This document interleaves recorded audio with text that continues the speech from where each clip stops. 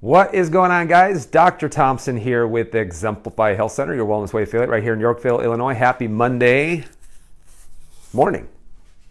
So I'm coming on live just a little bit earlier than what I normally do, but a lot of it is just dictated by what my schedule is. Hope you guys had a great weekend. Hope you guys enjoyed daylight savings time. It's an hour makes a big difference. So last weekend, I went live briefly and talking to you about this. I made a pretty bold statement.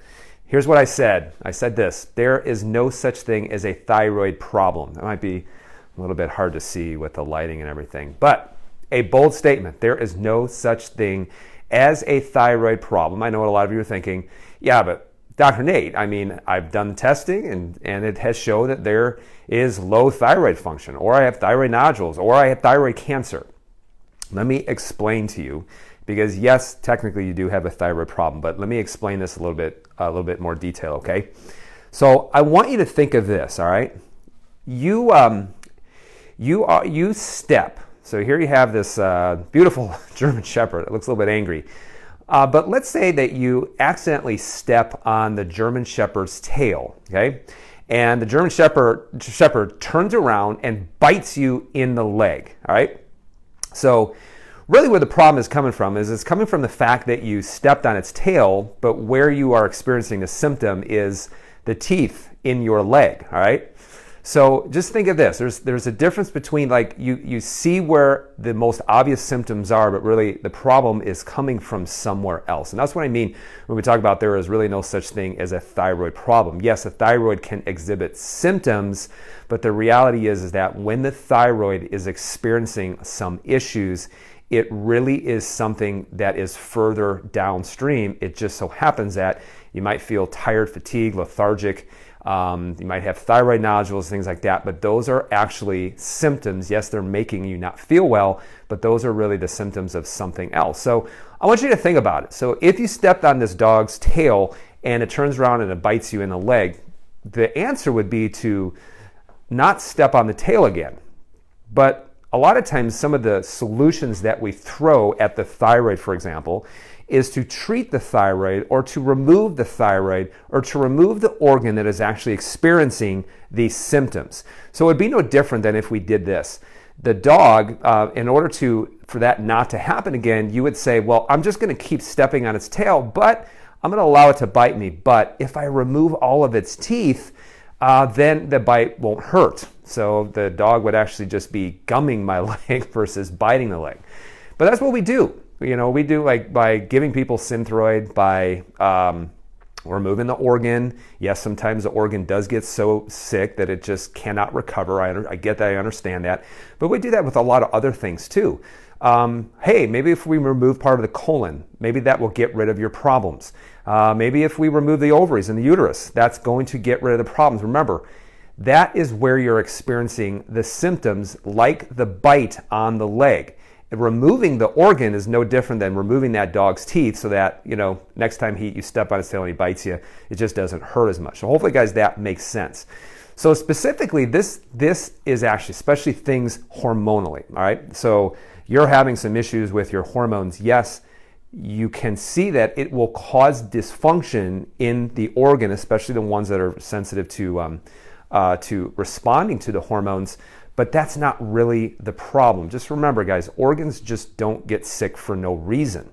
So, it's so true when it comes to hysterectomies. It's so true when it's removing a gallbladder. It's so true when we remove a colon. It's so true when it comes to even the thyroid. Kind of makes you wonder what doctors do when someone has persistent headaches, huh? Bad joke. All right. So let's talk specifically about the thyroid, guys, because we're going to be talking about this at Exemplify Health Center coming up March 27th here in the office. And yes, we are going to be doing a webinar of it the week afterwards, and so we'll leave details for that. So we're finishing up working on the webinar on how to register for that. So we'll give you guys some more details as that gets a little bit closer. But I want you to look at this, guys. And so I sat down and I thought, all right, so what are the biggest things? If there's no thyroid problem, then what are the biggest things that are affecting the thyroid, okay? What are some of the biggest things? And a lot of times people don't realize that there's a lot of different factors. In fact, I came up with 5 different ones that can be factors that is going to affect thyroid production, all right? So the first one is just a production issue. So you may have an issue with the thyroid actually producing enough T4 specifically. A lot of times when people have a hypothyroid, they think, well, maybe I just need some iodine, maybe I need some selenium, maybe I need some zinc, maybe I need some B vitamins, maybe I need, all of that stuff. And I will tell you guys that very, very rarely in the years that I have been looking at this, really I've only seen one person that had just specifically a deficiency in which they just needed some iodine. But a lot of times when it comes to these factors, very rarely do you just have one. Many times you have 1, 2, 3, 4. Sometimes you have all of them. And in fact, most of the case it is. And that's why you have to look at all of these different factors. So yes, production can be an issue in which you do have a deficiency. But here's what's interesting is that, you may have an iron deficiency that can lead to poor production of the thyroid. But then people think, well, I just need to supplement with iron. But I'm like, well, why do you need to supplement with iron if you're getting enough iron? So this can even go down, the whole rabbit hole of maybe there is a issue with stomach acid production that you can't actually absorb iron the way that you're supposed to. So you see how it starts to get so much more complex. The other reason why that you can have a big time production issue is actually due to the biggest reason why so many people have hypothyroidism, and that is due to autoimmunity. So it's called Hashimoto's thyroiditis. So this is an autoimmunity in which you are attaching antibodies to specific enzymes or transport proteins within the thyroid that causes destruction of the actual thyroid gland. Remember, it is not a thyroid issue at that point. That is an immune system and inflammatory issue. So that if you do have enough of that thyroid that gets destroyed, then yes, you're going to have less thyroid cells that are going to be able to produce thyroxine. The second thing is it can be a conversion issue. So your thyroid might actually be able to produce enough T4, but you can't convert it into its active form into T3, guys. And a lot of times where this happens is most of where it's happening is in the liver. It's also happening in the gastrointestinal system. So you got problems with the liver. You also have problems with GI inflammation. You're going to have a hard time converting it, which means you may have just normal levels of T4. Your TSH may be normal, but your T3 levels are low and you still will feel like garbage, but doctors aren't measuring it. So they just tell you, hey, everything's fine. These 2 numbers are fine. I don't know what the issue is, because remember, the only way that they can manage this is by giving Synthroid. So just by giving a synthetic T4. So if those numbers are normal, your TSH is normal, they're not measuring T3. In fact, when we do a test, I did a live on this last week, when we do an actual thyroid test, we're looking at 14 different markers, not just 1 or not just 2 or not even just 3. The third thing can be a transportation issue. Just think of like your thyroid as being like a factory. You got to be able to produce, you need the raw materials to produce it. You got to be able to produce it. You got to be able to transport it to the actual tissues. And just remember this, it can be solely a transport issue because your hormones are carried with transport proteins that are made by the liver. Now, if you've ever heard of this, if you've ever heard of the saying, oil and water don't mix, well, these hormones are fat soluble. They are not water soluble, which means they can't be transported in the bloodstream unless they're attached to something which is water soluble, which is going to be a transport protein. So if you are deficient in having these transport proteins, you can't actually deliver the thyroid to actually be converted at the local level of the tissue. The other thing is too, guys, this is why you see so many women who are on birth control that it absolutely devastates that thyroid, because if you are estrogen dominant, if you have a lot of estradiol in your body, that estradiol can also attach to these thyroid transport proteins, which means that it's all getting bound up. Your estradiol is getting bound up, and you don't have any way to transport this thyroxine into anywhere into the body, into the tissue. So it can be a transportation issue, meaning you can make it, but we don't have enough trucks to actually be able to deliver it. The fourth thing I'm going to talk about a little bit more detail today, so stick with me, is an interference issue. So what that means is that there really is no issue with production, conversion, transportation, but there is a problem with interference happening at the level of the thyroid, meaning there's something else that will be competing for iodine. And so if you can't uptake iodine, then you can't actually manufacture T1 into T2, into T3, into T4, and then export it out of the thyroid and then be able to deliver to the rest of the body. And then the last thing, guys, is actually going to be stress. So, and this has to do a lot with the adrenal glands. And so this is really the link, what they call the hypothalamus pituitary adrenal axis that affects thyroid function. So you guys see, it's a lot of different factors that can be into play. And that's why, guys, when you measure like thyroid, you measure hormones, why it can give you such a beautiful picture of what's happening in your health, because when people do have unbelievable health, they're going to have incredible hormone function. Those hormone functions, yes, this is true for men and this is also true for women, are really an indication that something else is happening inside of the body. And remember, we don't want to take out the dog's teeth. What we want to do is stop stepping on the tail. So hopefully that makes sense. Let's talk a little bit, though, about number 4, about this interference issue, okay? Because this is something, guys, that you can actually start working on right now when it comes to your lifestyle, all right? So let's talk about this, all right? So hopefully it might be a little bit hard for you to see, but let's go back here. And guys, I hope you know what this is, a periodic table of elements. So I am all chemistryed out. You know, I absolutely hated chemistry. Chemistry was the only B I got in high school was in chemistry, all right? But this goes back to high school chemistry. Don't even get me started with organic chemistry and biochemistry, all those other things. But when you go back to high school and you guys learn this periodic table of the elements, you'll notice that they're in different columns, and why they're in different columns is because they have a similar atomic structure, okay?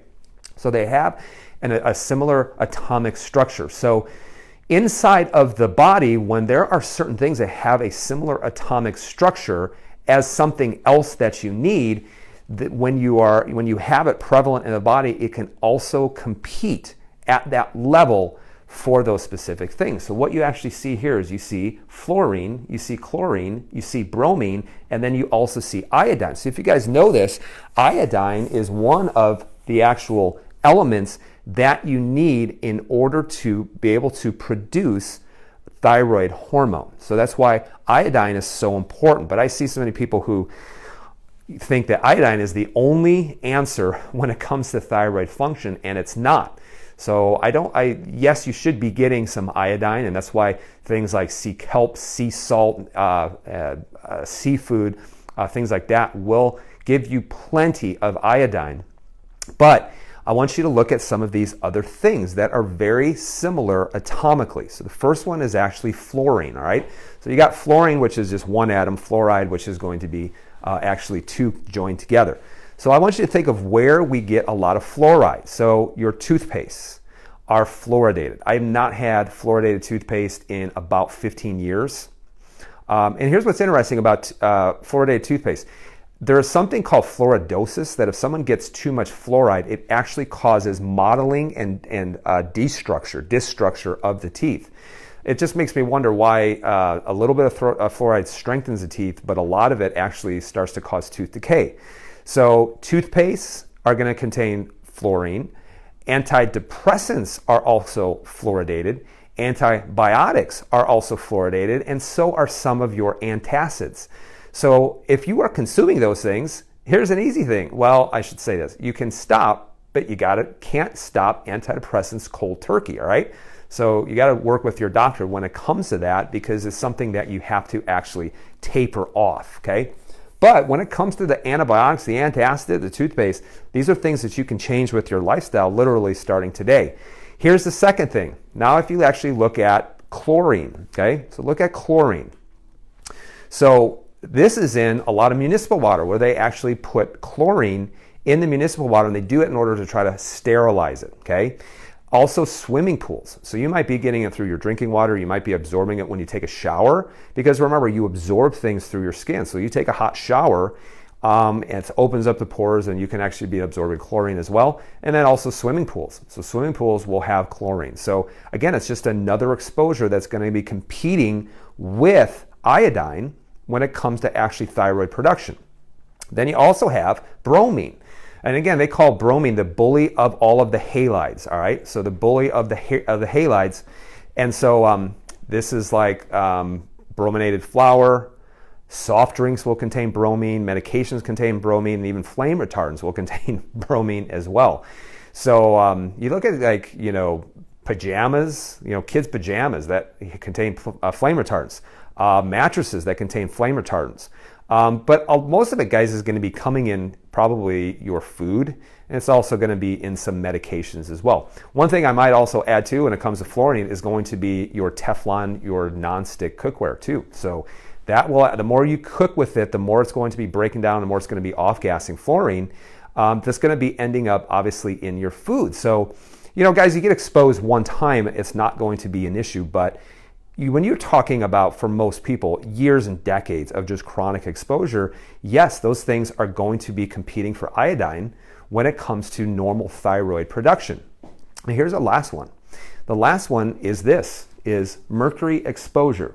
So if you look at that right there, these were considered normal, safe things to put in our teeth. So you have a cavity, they would drill out the margins of the cavity, and then they would put in these silver fillings, which were literally 50% elemental mercury.